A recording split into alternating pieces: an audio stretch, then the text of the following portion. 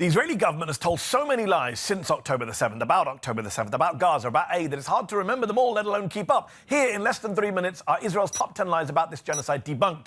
Start the clock. Lie number one, the Israelis said again and again, including Netanyahu himself to the Nilp Boys, that Hamas was stealing the aid going into Gaza. But turns out, according to Israeli military officials, they never actually found any proof of that. No systematic theft. A study by the US government found no evidence either. Lie number two, they said this war was about the hostages, about getting them home, and it would stop the moment Hamas released all the hostages. And yet the Israeli hostage families say they were told that Hamas offered on October 9th or 10th to release all the civilian hostages in exchange for the IDF not entering the Strip, but the Israeli government rejected the offer. Oh, and Israeli ministers themselves keep saying again and again that the hostages are not their priority. Lie number three, beheaded babies, 40 beheaded babies. Even President Biden said he'd seen pictures of beheaded babies, but he couldn't have because there were no pictures, because there were no beheaded babies on October the 7th, nor were their babies put in ovens or hung on clotheslines. They were all lies. Even the Israeli press says so. You know which babies have been beheaded since October the 7th? Palestinian babies in Gaza from Israeli bombs. Lie number four, there was systematic mass rape by Hamas on October the 7th. Now, no one's saying there wasn't any sexual or gender-based violence on October the 7th, but mass rape as a weapon of war, well, the Times of London, a pro-Israel, Murdoch-owned right-wing newspaper, did a deep dive last year. Quote, Israel says Hamas has weaponized rape, but investigators say the evidence does not stand up to scrutiny. The UN Commission of Inquiry said last year that it had not been able to independently verify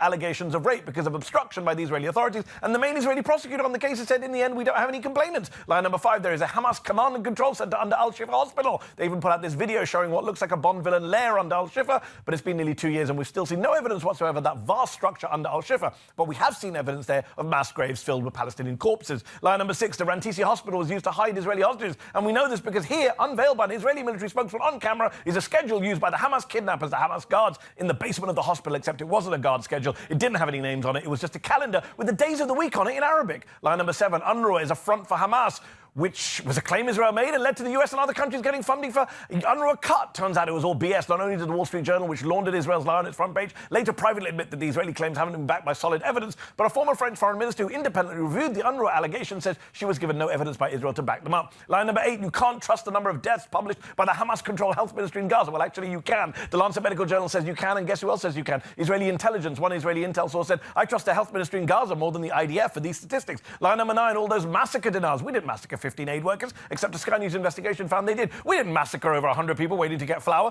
except a CNN investigation found they did. You simply can't believe their denials. Line number 10, we don't use human shields. Hamas uses human shields. Well, Hamas hides under civilian areas, yes, but it's Israeli troops who literally strap Palestinians to the front of their vehicles. In fact, several Palestinians and soldiers told the AP that Israeli troops are systematically forcing Palestinians to act as human shields in Gaza. So there you have it, Israeli lie after Israeli lie, debunked in less than 3 minutes.